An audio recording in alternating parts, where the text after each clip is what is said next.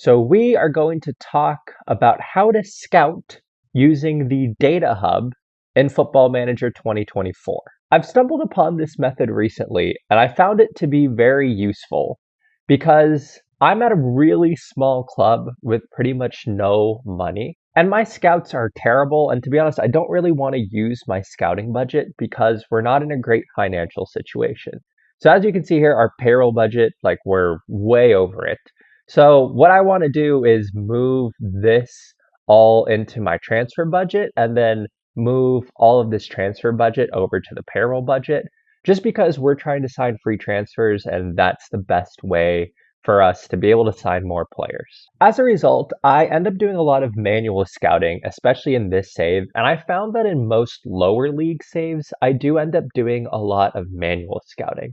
And manual scouting at the point where I am currently is mostly just going to different teams, literally just clicking on the team and looking through their players to see if there's anyone I might want to sign. But that is a very time inefficient method of scouting, as most manual scouting is. And what I've discovered recently is that I can do all of this type of scouting perhaps even better by using the Data Hub. So the Data Hub in Football Manager is intended to see how your team performs and how your players perform relative to the rest of the league that you're in. But what I realized here is you also have all of the data for all of the other teams, but most importantly, players in the league. So you can actually look at the data and find hidden gems or players that you might not have great knowledge of. And those can be players that you might want to sign. The caveat to this, though, is that you can only do this for players in the league that you're playing in because that's what Data Hub gives you information for. But especially if you're in a lower league or you're in a smaller country, you might be only able to sign players within your league and country anyways. So this is a very good option for those types of situations. And the other option too is if you have a limited scouting budget, you can focus on using your scouting budget to sign scouts and send scouts to other leagues and other countries, and then you can use the Data Hub as your way of scouting players within your league. So let's go into how we actually use the Data Hub for scouting. And I think the best tool you have here is the Ask For tool. And then you can search for a positional group that you're interested in. So I'm pretty much interested in every positional group. So I'll go into how I use this for defenders, midfielders, and forward players. So let's start off with defenders. So I'm just going to search up defenders here. And now I have in my Data Hub 5 key visualizations for defending positions. We have crossing, aerial, possession, physical output, and movement. So I'm only interested in really 2, maybe 3 of these things. So if you were looking for maybe a fullback who's really good going forward, you could use the crossing one. Or if you needed a ball playing center back, you could use the possession one. But at the lower league level, I'm interested in the physical attributes of my defenders because frankly speaking, none of those technical attributes are good. So I'm going to use 2 data visualizations here, aerial and physical output. So this is the graph for aerial defenders. On the y-axis here, we have headers attempted per 90 minutes, and on the x-axis, we have headers won ratio. So I'm particularly interested in players on the right side of this graph because that means they have a header ones ratio that is higher, generally indicative of better jumping reach and better strength. And if you were using this for performance reasons, you could see how your players are compared to the rest of the league. But what I'm actually going to do is hover over all of the gray options here. And now these are all players from other teams in the league that I might be interested in signing for my team. So I'm going to hover over Andrew Martinez, Sho Masato, Kevin Clemente, so on and so forth. And now these are players that I might be interested in. Now I'm going to be honest with you guys, the only problem with this method of scouting is that frustratingly, you can't click on the player. Or you can't bring up their attributes. So what you got to do here is I have a pen and paper here. And I'm going to write down the player and team that there are. So I'm going to write down Andrew Martinez. and I'm going to write down 1 Taguig. And after this, I'm going to go through all the players who I might be interested in. I'm going to search for those players and add them to a Data Hub shortlist. And then the other one that I think might be particularly good for defenders is the physical output defenders list, because this might give you some indication of speed. Generally, players in this area here seem to be quicker. I will note this isn't a hard and fast rule because we don't have any speed data here, but it just seems like in general, these types of players tend to be quicker. So what I'll go through is, once again, I'll look through and see if there are any interesting players here. So we have Scott Davies here on Gorilla United, who could potentially be interesting. We're not going to sign someone from Kaya. Yeah, as you can see here, there's not a whole lot of players I can sign here because most of these players are better. So I'll write down Safi Jupre here, and he is on 1 Taguig. But that's what we've got for defenders. I use the physical output and the aerial generally. So now I'll move into midfielders. And for midfielders, you have a little bit more options just because there's a little bit more options there. You can look at scoring, tackling, defending, and all of this, again, physical output, passing progression. And a lot of this, again, kind of just depends on what you're looking for in your midfielder. Do you want a ball-winning midfielder or anchor man? Well, you might look at defending or tackling. Are you looking for a central midfielder on attack? Maybe you'll want scoring and physical output. Or maybe you're looking for a playmaker type midfielder. You might look at something like passing progression or assisting or passing. And the thing about all of this data is, maybe if you're newer to Football Manager, you're looking at players' attributes and you might not be super familiar with what an attribute spread might be that you're interested in. Well, you actually have data here for how Football Manager appraises these players in the match engine. So if you look at passing progression here, these are all players in this area here who have shown to be effective progressive passers in the match engine. So at this point, you don't need to try to necessarily interpret their attribute spread. You know that they're effective at this in the match engine. So for me, I'm not super interested in how well my players pass because, frankly speaking, we're not a very good passing team. But for me, I really am looking for someone who's good at tackling. So I need a defensive mid for the lineup that I'm playing, and we just don't have one particularly. Prince Batista is our guy down here, and as you can see, he's not great compared to the rest of the league. So I'd be looking for someone who tackles strongly, even if they have fewer tackles. So I'll look around here. Maybe I'll be interested in James Little, but he's a winger. Christopher here. Daniel Gada, he's not someone I could sign. But I'll keep going through here, and maybe Aaron Barclay could be someone that I might be interested in. But that's the example for midfielders, and then finally you can do the same thing with forward players. So you can type in forwards, and you get the same stuff. Physical output, goal output, assisting, crossing, movement, scoring, shooting, and aerial. And for me, again, in the lower leagues, I'm predominantly going to look at aerial and probably shooting as well.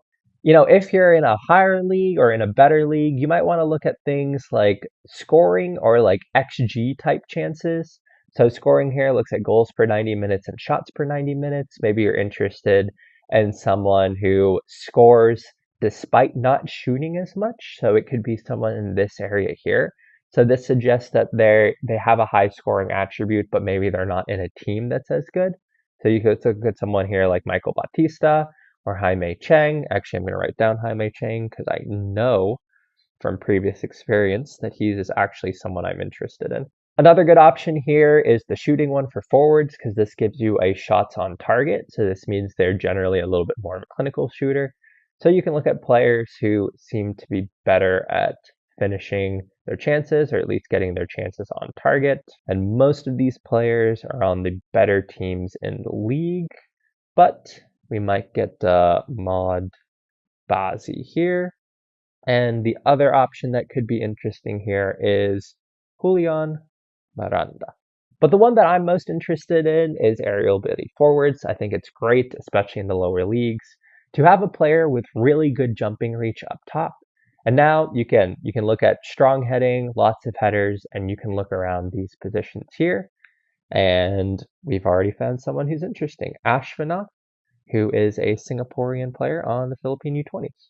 I'm pretty much just writing down everyone that I see, but if you were a little bit of a better team and you wanted to be more intentional for how you're using the data hub, what I would do is in these forwards, look for consistency across a single player. So go into aerial and maybe you see someone who's consistently on this side, like Alan Ahman here. So we'll add him to our list too. So you see him, and then maybe you go into shooting forwards, right? And you look at shooting, and maybe Alan Ahman appears again.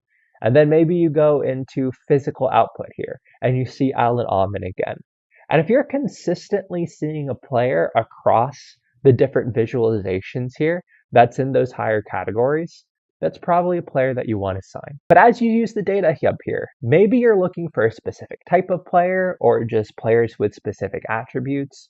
You can go here, look at the data hub, and you can search by position, and you can go in and search for whatever you're looking for in the data hub. And the reason why you think the data hub can again be effective for this is one, you can see all of the players in your league, so you don't need to do any type of manual scouting. But two, the argument that I would make for, because the other thing that you can always do is go into scouting, you can go into players, you can go into players in range, and then you can search by certain attributes, right? The thing is, you might not have knowledge of everyone, which could then restrict the players that show up in here. But the other thing is, with the data hub, when you're looking at, let's say, defenders, and you're looking at aerial defenders, this is giving you information about how players perform in match and how players perform in the match engine, which is a little bit different than what you might get through scouting. If you're really good at attribute spreads, maybe this isn't as good for you. But if you're a newer player or you actually want to see data from the match engine, I think this is a good way to go about scouting players. Now, of course, the only downside is that you can't automatically add those players to the shortlist. So again, I've written down a bunch of names here. So now I can search for these players. And what I've done is I've gone through and found all of those players, added them to my data hub shortlist, and now I can have the opportunity to really look through them in detail. So the first thing I do is I only want to look at players who I know will be interested in actually coming to my club.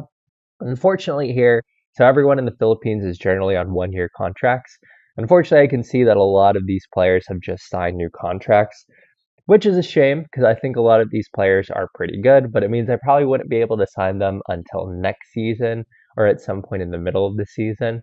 But just looking through here, as I was looking through them, there are a lot of players who I think are really good. In particular, like Alan and Kem here. He was one of the players who we saw who had really good aerial ability, I believe. And he's a really good left back. Good jumping reach, good pace, good acceleration and agility. At this level, he's really good and is someone, I'm actually just going to add him to my default shortlist at this point.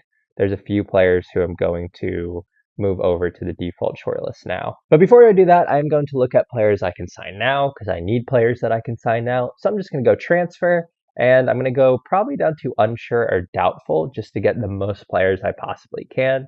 And now these are all players who are interested in my club, who if I go for them, I know they'll sign for me. Now I'm in a position to look through these players and see who I might be interested in signing. What we're going to do is just go through all these players. So we have Scott Davies here.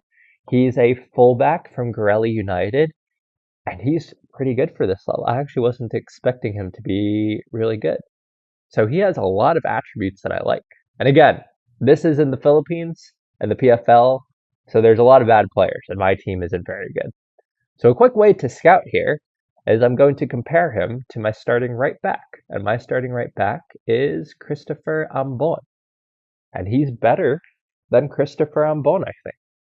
So we've had an issue with Christopher Ambon towards the end of the season, where we have allowed a lot of goals off of him being mismatched on headers. And we can already see here, jumping reach way higher. Pace, comparable. Tackling, Christopher Ambon's a better tackler. But I like a lot of his attributes here. I'm going to be honest, this is a really interesting, Scott Davies here is a really interesting player to me. I'm going to absolutely keep him on the short list. and look to potentially sign him for next season. I like that. So now I'm going to go to Ronald Thompson here. Amazing physics. Wow, he's good. I already know that I want to. He's so bad at tackling for a left back. But if we compare him to my starting left back, Clifford de Serra, actually, he could be a good backup. But looking through here, Clifford de Serra is better. But he could be a good backup because we do need a backup. Do we have a backup at that position? Who is my backup left back currently? My backup left back, I believe, is Mark Perez. And I like the fact that his physicals are so much better than Mark Perez, which would make me inclined to sign him. I'll put him on the back burner. I like his physical attributes. Now I'll go through and look at Ashvanoth here. He's a forward player. We actually have pretty good forwards. I don't think I need new forwards, but just in case I see anyone who's really good, we'll compare him to starting forward Carlos Vitriolo here. Actually, they're not too far away from each other. And Ashvanoth has better jumping reach. Holy Trinity's kind of similar. Wait, Ashvanoth's way better off the ball. Wait, he's pretty good, actually. Carlos Vitriolo for us last season scored 25 goals in the league, something like that. And Ashvanoth looks pretty good. I'm genuinely surprised. And we know that jumping reach is effective in the match engine. All right, we'll keep him around as well. We've definitely found some players that I'm going to be looking at in the summer here. We have Maud Suleiman here, who I don't think is quite as good as Ashvanoth. We'll look at him for Vitriola. Is he better? Man, we have actually good forward. I actually haven't done this for the forwards. I've only been doing this looking at defenders. Because our forwards were so good last year. Alan Allman here is another forward. Is he good too? What's going on here? We don't really need, our forwards have been so good. Alan Allman, I mean, he might be, again, just another guy I'm going to look at keeping around. You never know if you might get him. And then Mark Santos here, he's a center back. He's got good jumping reach. I'm going to be honest, he's the worst one I think we've looked at here. I'll compare him to Ariel and Go. I think Ngo's better. All right, so Mark Santos is one we don't want. So I'm just going to remove him from the short list. All right, and I've just done this as a cursory look through the data hub. I haven't looked through it too in depth at the moment, but here we essentially have 5 players now who I might be interested in signing. At this point, I'm almost definitely, Scott Davies, I'm almost definitely going to sign, but I could do that now. I'm going to do that when I actually play a thing. And Ashford here is another one who I think I'm going to sign. We need a backup striker, and he looks pretty good. I think I found 2 players already who I'm interested in signing. But all right, that is pretty much everything. That's how I think the Data Hub can be used as a scouting tool to sign players. I wouldn't use this as an end-all be-all. You should obviously use this supplementing with normal scouting methods. But if you're looking for something that I think is a little bit more time efficient than just manually scouting through all the teams, and if you're looking for something where you can actually see how players perform in the match engine, I think the Data Hub is an awesome way to do that. But anyways, that's all I've got. I hope you all enjoyed and found this FM tutorial to be informative. I hope you all are taking care of yourselves and doing well, and I will see you all next time. Bye.